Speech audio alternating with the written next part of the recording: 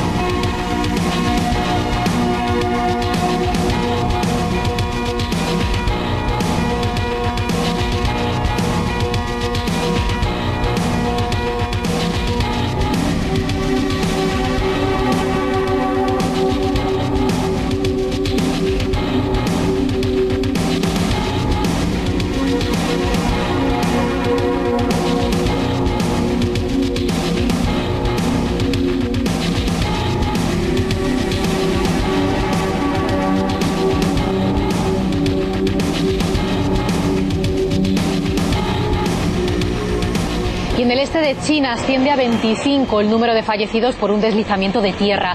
Se informa también de que otras 12 permanecen aún desaparecidas y que la mayoría de las víctimas son niños y mayores.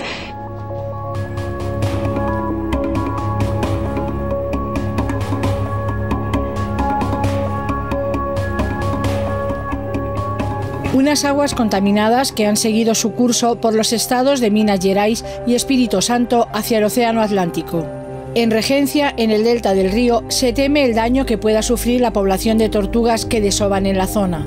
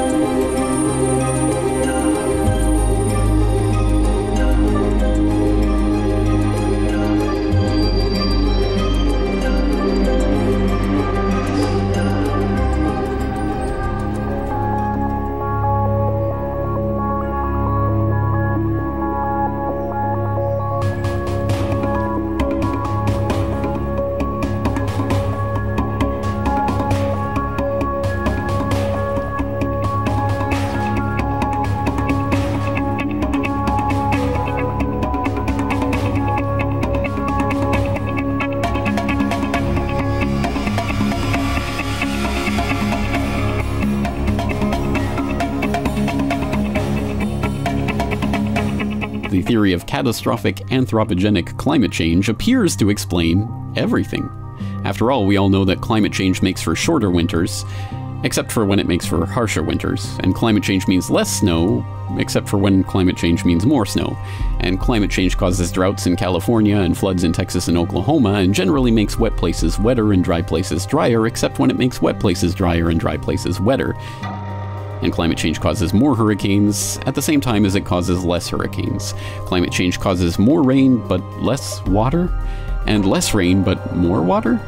Climate change decreases the spread of malaria at the same time as it increases the spread of malaria, but don't worry, the Terminator himself advises us not to listen to those climate change cynics. Hey guys?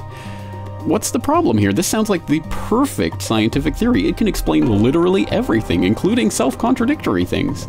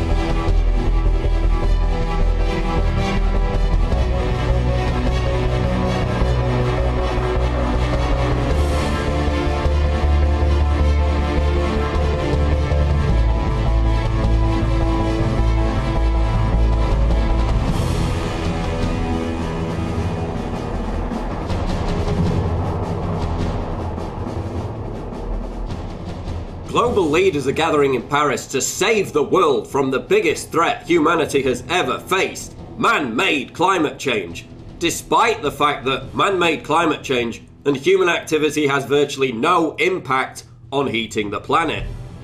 The UN is trying to get countries to agree to regulations that would limit temperature increases to 2 degrees Celsius, despite the fact that corrupt, agenda-driven scientists have been caught over and over again faking temperature data to fool everyone into thinking that global warming is real.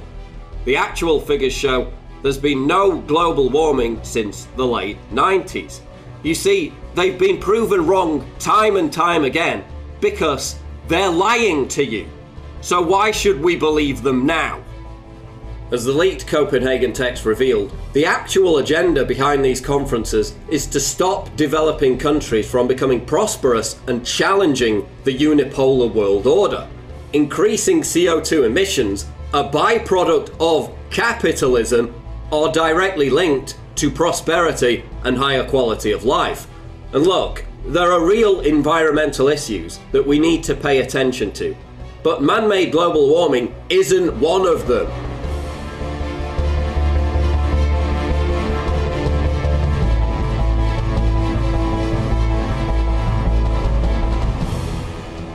Nous sommes otages d'un scandale planétaire sur le réchauffement climatique.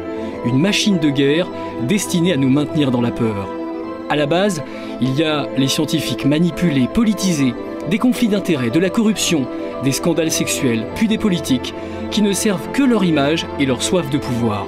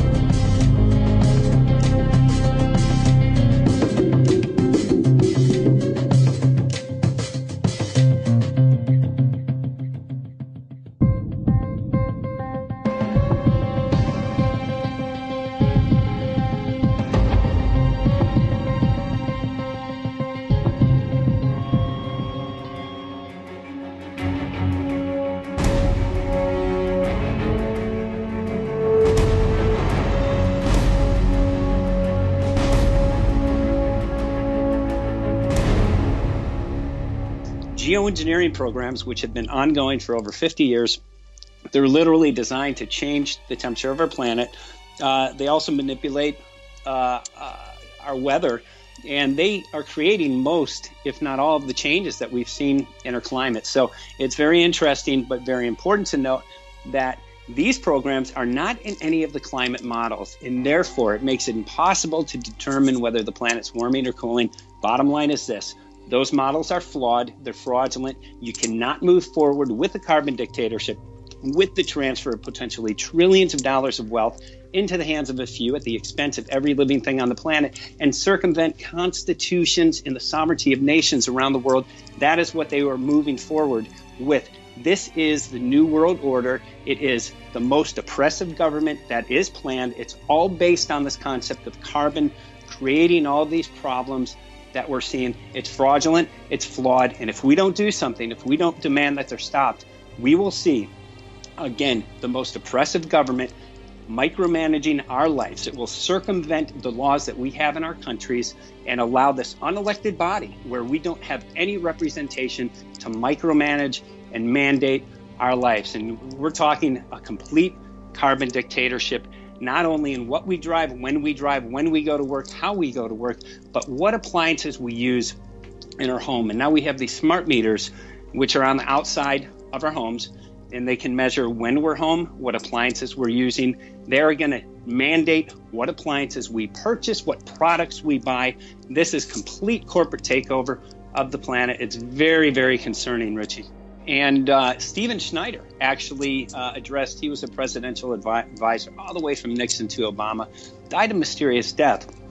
But he spoke, and he was actually part of ClimateGate, about attacking scientists and journalists who would oppose this idea that CO2 is creating global warming. So that was, it's been a planned agenda, and it's been written on paper in terms of how they are attempting to keep this out of the scientific community and out of the media. And again, this agenda is a transfer of the most monetary and political power that we have had in the history of our planet, due to the fact that these climate drivers are missing from these models. What does that make the models? And the consensus amongst scientists who we discussed this with was, well, the models are not accurate. And if they're not accurate, how do you move forward with taxing people, with destroying sovereignty of nations, with stealing against people's will, their money, their sovereignty, their freedoms? And that's what's going on, and people have to take a stand. Only 8% of the population is aware of geoengineering programs. So that means 92% of our populace is likely to believe, because they see that our climate's changing, that it's due to CO2. And that's why people are buying into this. So our message is very strong. We demand that all climate agreements, talks, mandates are immediately rescinded, that all geoengineering programs are immediately stopped, period. And then we'll see what the planet's doing. I think we will find that there is no warming. Follow the money. However, again, you can't determine it until geoengineering is stopped. And that's what I think our leverage is in terms of addressing this in a legal capacity. And bottom line, there are damages right now. California moved forward with cap and trade based on these bogus and faulty models. There are millions of dollars of damages in California alone. After this climate agreement, we're talking about trillions of dollars of damages. When it comes to light, which it will, not only in the legal system, but to people around the world, there will be a revolution. And we will take back our freedom and sovereignty. But it's all rooted in the chemtrail geoengineering issue, because we can prove that these are a factor in our changing climate.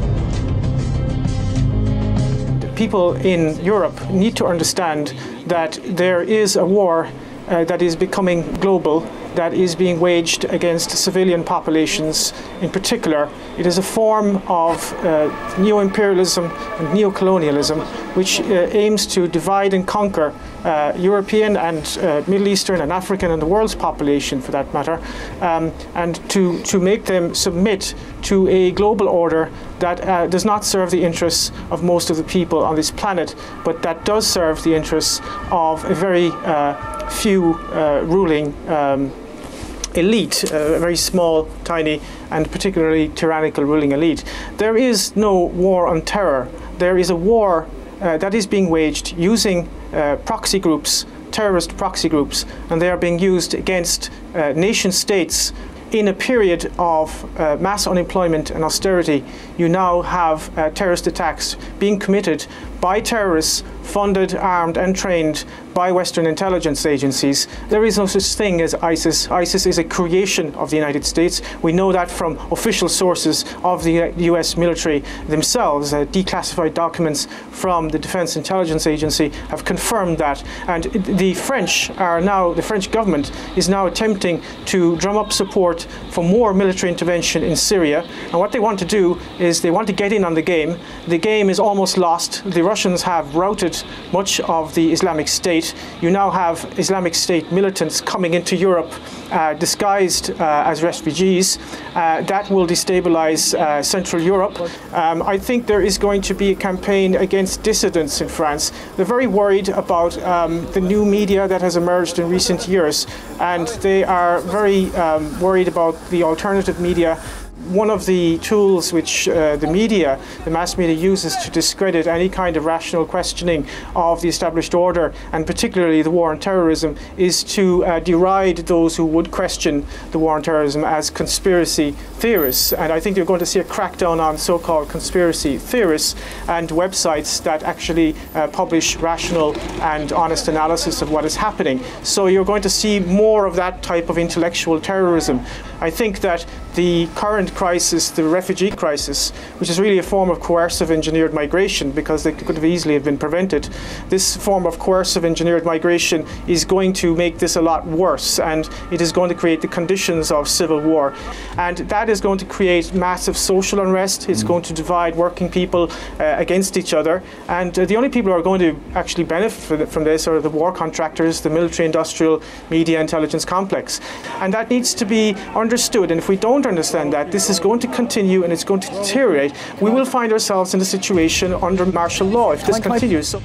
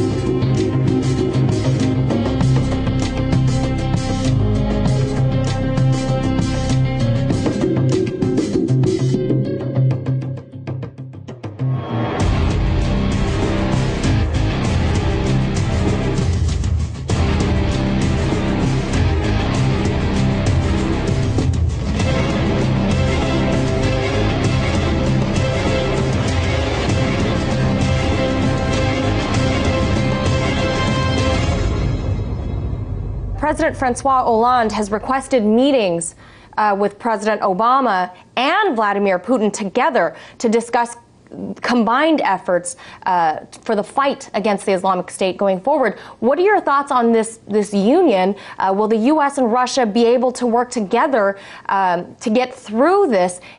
Why is the United States going to work with Russia when the United States has declared Russia to be an existential threat?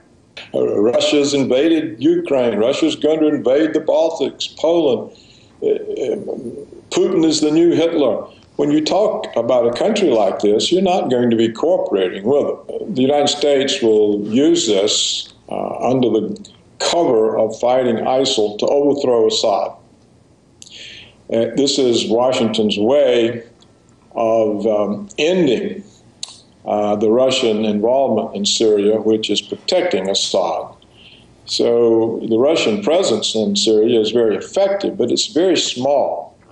And so what happens when there's a NATO invasion of Syria? The Russians, what would they do? They would be crowded out. And so this is Washington's way of using an attack in Paris, which most likely was a false flag attack. It doesn't serve ISIL's purpose. It only serves the purpose of the Western political establishment.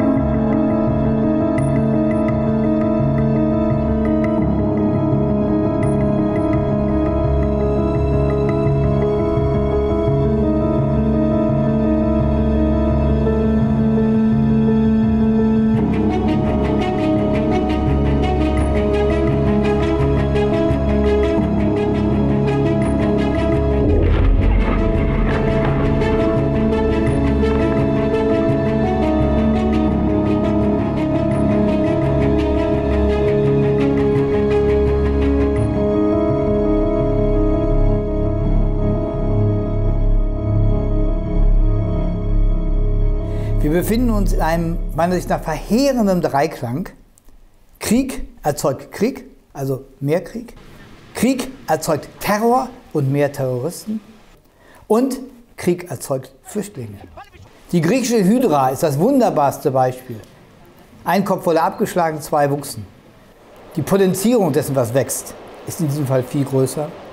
Von daher ist meiner Meinung nach der gesamte Vorgang an Verantwortungslosigkeit kaum zu überbieten. Dass er völkerrechtswidrig ist, möchte ich hier nochmal wiederholen.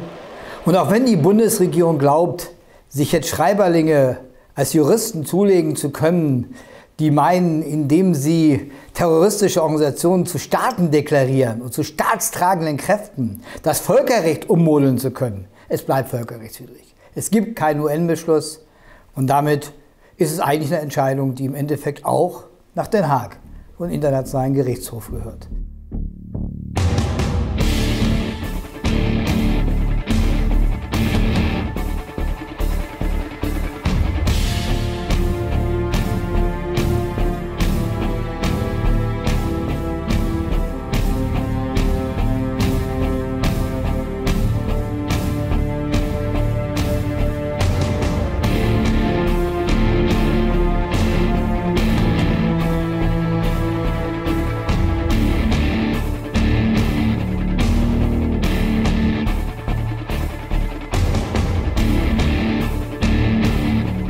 In the last 8 months, ISIS has managed to sell what's worth $800 million worth of oil in the black market of Turkey.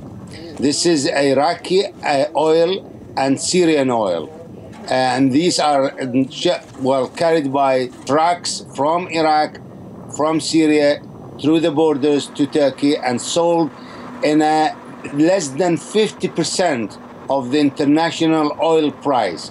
Money and the dollars generated by selling Iraqi and Syrian oil in the Turkish black market is like the oxygen supply to ISIS and its operation. Once you cut the oxygen, then the ISIS will suffocate.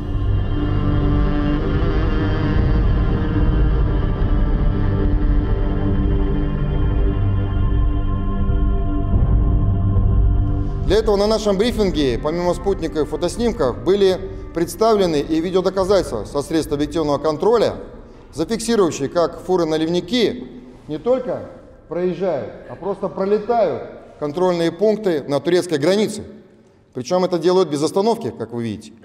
Если уж и этого недостаточно нашим американским коллегам, то советуем посмотреть видео со своих беспилотников, которые, кстати, над сирийско-турецкой границей и нефтеносными районами, подконтрольными террористам, за последнее время в 3 раза больше стало. Когда американские чиновники заявляют, что не видят, как доставляется контрабандная нефть террористов в Турцию, это уже не лукавство, это попахивает прямым покровительством.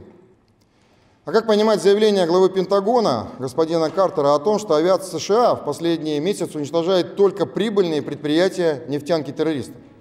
Получается, что в течение 1,5 лет американцы уничтожали только убыточные объекты боевиков.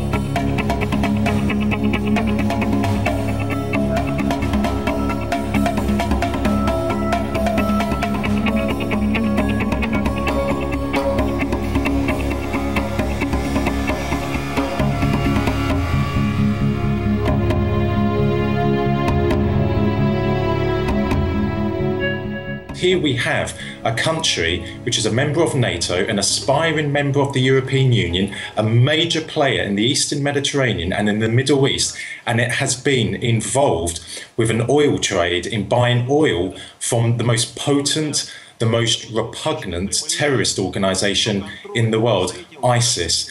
And this is a country which is portrayed by the American governments, the British governments and the French governments as a reliable partner in fighting Islamic extremism. It is absolute nonsense. No one is really going to argue seriously that the revelation today about President Erdogan and the rest of the Turkish leadership wasn't known of by the Americans. They know what Turkey has been doing.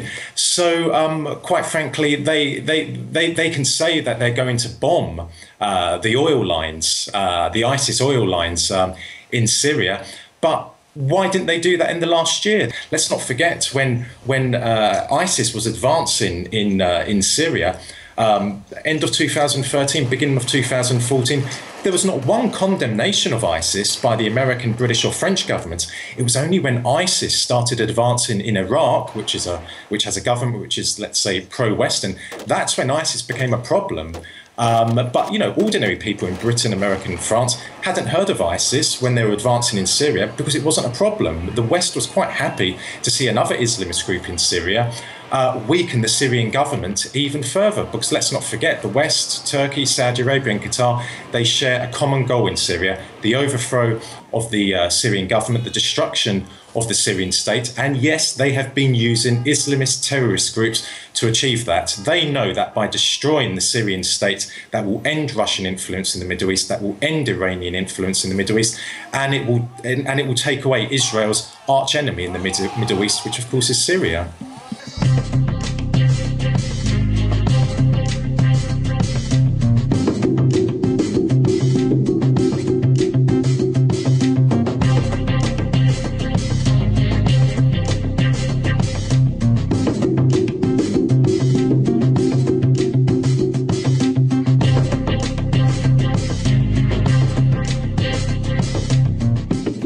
Der Paukenschlag, den die türkische Regierung mit dieser unverhältnismäßigen Maßnahme gemacht hat, ist dramatisch laut. Selbst wenn der Durchflug durch türkisches Gebiet für wenige Sekunden völkerrechtswidrig war, formal gesehen, so muss man sich ja die Frage stellen, was ist dann die richtige Reaktion darauf? Sicherlich nicht, das Luftfahrzeug abzuschießen. Da muss man ja schon genau timen, dass man innerhalb der 15 Sekunden wirklich das Flugzeug trifft. Also es ist ja fast ein geplanter Akt gewesen. So sieht es jedenfalls aus, dass das vorbereitet gewesen ist, dass für den Fall, dass sowas passieren sollte, sofort abgeschossen wird. Das heißt, das ist wirklich ein aggressiver, feindlicher Akt der türkischen Regierung gegen das russische Militär gewesen. Gleich hier mit einem Abschuss zu reagieren, ist jenseits aller Verhältnismäßigkeit.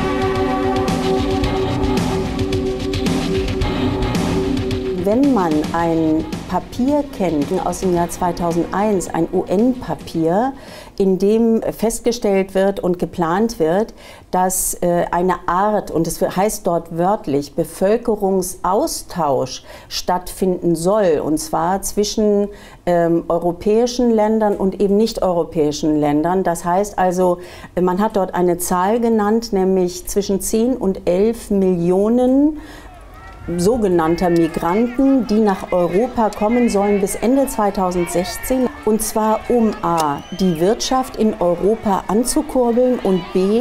die demografische Krise, also den Bevölkerungsschwund Europas aufzuhalten bzw. auszugleichen.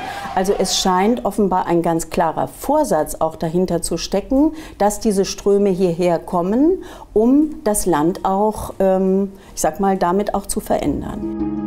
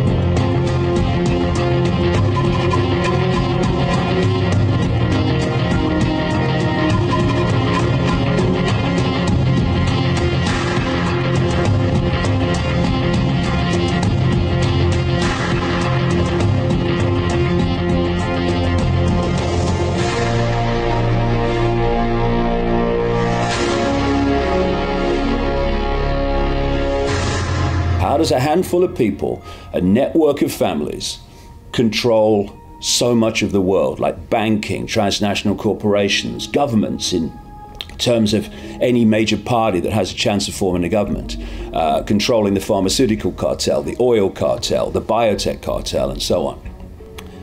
The point to make is that this has not been going on for a few years or a few decades, and thus they have had time to build a global structure, which we have today, that allows the few to control the many in a very simple way once the structure's in position. What they've done is create a secret society and bloodline family version of a transnational corporation. The goal of this web is to change society in every country based on a world government that would dictate to every country, a world central bank that would dictate all world finance in every country, a world currency, just electronic, not cash, a world army to impose the will of the world government, and a microchip population. Party politics in general has been a cold, calculated scam to allow the few to control the many.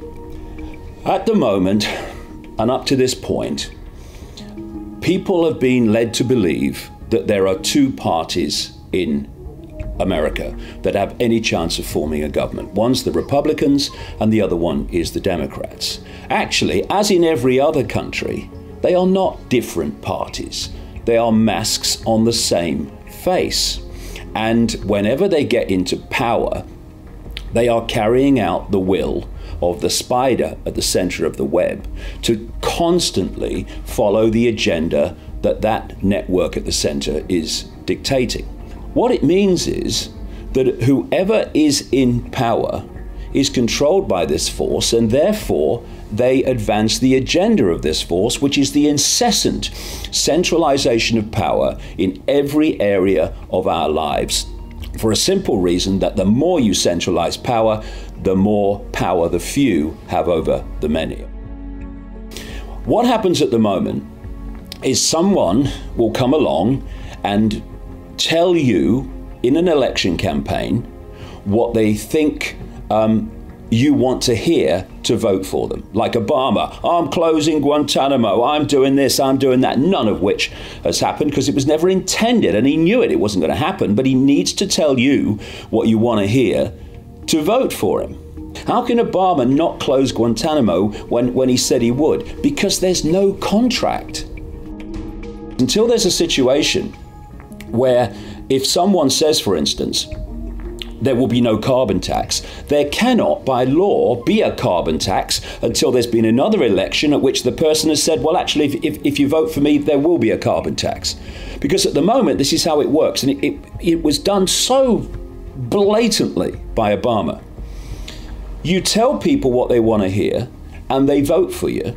Then you get into government, and you do exactly the opposite. And this is not just Obama, though he's an extreme example. This is politicians and political parties all over the world. It's happening all the time. You have no choice in politics. They're masks on the same face. Politics is not the answer. In its present form, will never be the answer to what is going on. We have to do it. We, the people, have to do it. Because politicians are there to do the very opposite of what's good for people.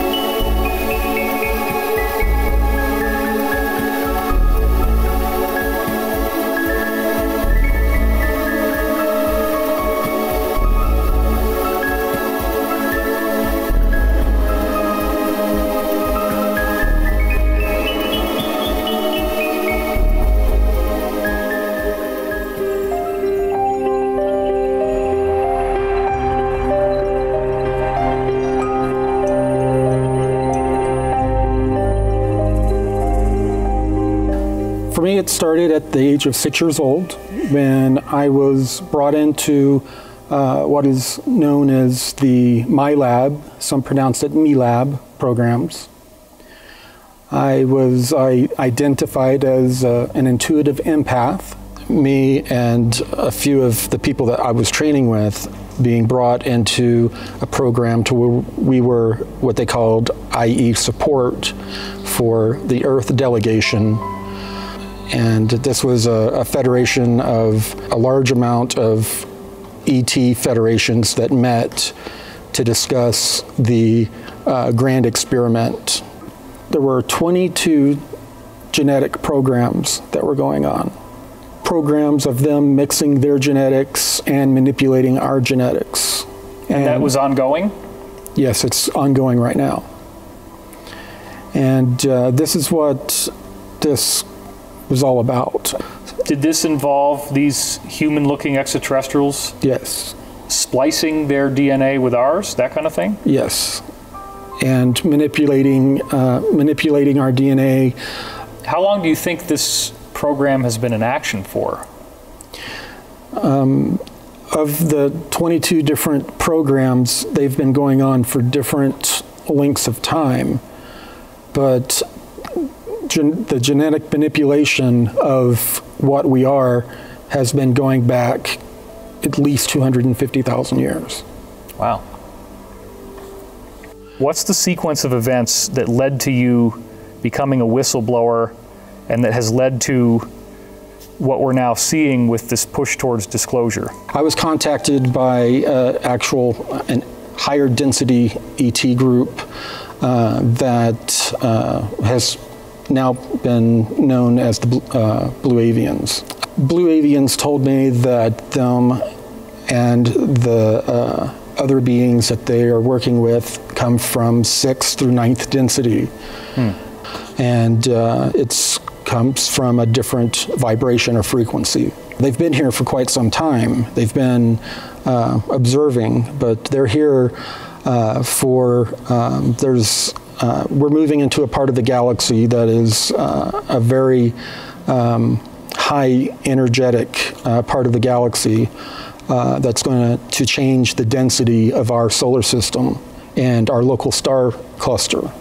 We're going to go through a transformational experience that is going to change us on a consciousness level, mainly. They are here with these giant spheres to help diffuse these large tsunami energy waves that are entering our solar system. And they're diffusing this energy to where we don't get too much at one time, and to give us more time to prepare. If they didn't use these spheres, what did they say would happen? That a lot of people would go mad and there would be a lot of chaos. And when you mention these spheres, what are we looking at? People are not seeing spheres in their telescopes. No. These are also other density, and a lot of people are thinking that these are giant spacecraft. And I am almost certain, after my many travels in these spheres, that these are these spheres on a giant macro level. Their message for humanity is that we need to become more loving, we need to become forgiving of ourselves and forgiving of others, thus stopping the wheel of karma. We need to focus on becoming more service to others on a daily basis. And we need to focus on raising our vibration and our consciousness. Prayer and meditation are what help you raise your vibration and help you raise your consciousness. And even if you don't know how to meditate, meditating is just almost a form of even daydreaming. Sit there and focus on your mind, and focus your mind on, as long as you can at first, on positive, loving thoughts, and on how you can become more positive and more loving to the people around you, and how you can become more service to others and more forgiving to yourself and others. And what will that do? It will change the world one person at a time. Well, that's great. Being yourself.